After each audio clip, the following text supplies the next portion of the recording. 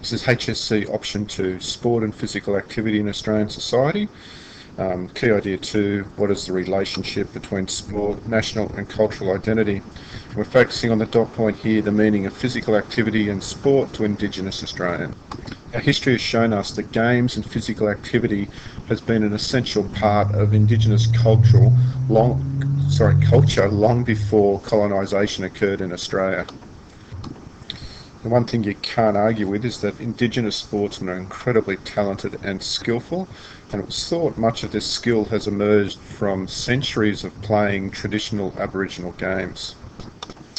And a little bit later on we'll focus on that, on traditional activities and sports on that dash point that's highlighted there. The next dash point that we'll focus on a little bit later is the links between community and identity, and we'll look at famous Indigenous sports stars such as Adam Goodes and see what he has achieved for the Indigenous community. Now, I said before, there's no doubt that they're extraordinarily talented Indigenous sports people, and to give you a stat that backs that up, Indigenous people make up just 2% of the Australian population, and yet when it comes to AFL they make up 25% of all professional AFL players. That's 12 times their population figure. Now, before colonisation there was no traditional sport or games that involved rules. Games were played purely for fun and there were little rules and competition. One of the traditional games they played was a game called Ketan. Now, Ketan is a keep-away game where basically the idea of the game is to keep the ball away from the opposition. Before colonisation they had no ball as such, and the ball was made up of, as it says down here, possum and kangaroo hide tied up together. And it was simply just a game. Points weren't scored. It was just an idea of keeping the made-up ball away from your opponent. Now, another game which was played as well is this one called Margrock. Now, Margrock was pretty much a bit like AFL. The way this was played was the ball was either thrown or kicked up into the air, and the idea of the game was the player who could leap the furthest into the air to catch the ball was the winner. And this is pretty much similar to the way a mark is taken in AFL. So you can see these two games would give Indigenous people an excellent skill base for being very skillful in the game of AFL. So centuries of playing these types of traditional games have made Indigenous Australians perfectly suited to sports such as AFL and also to a lesser extent rugby league. Now, after colonisation some of these traditional games were almost lost. But today there's been a lot of work done to try and bring these games back into the Indigenous community, and that is thought to help promote their identity and culture. So moving on to this next dash point, links between community and identity. One of the unfortunate things that's happened with Indigenous sport in this country is the amount of racism that Indigenous Australians have copped. And one of the famous photos of all time in Australia's sporting history is this one. It's taken of former AFL player Nicky Winmar.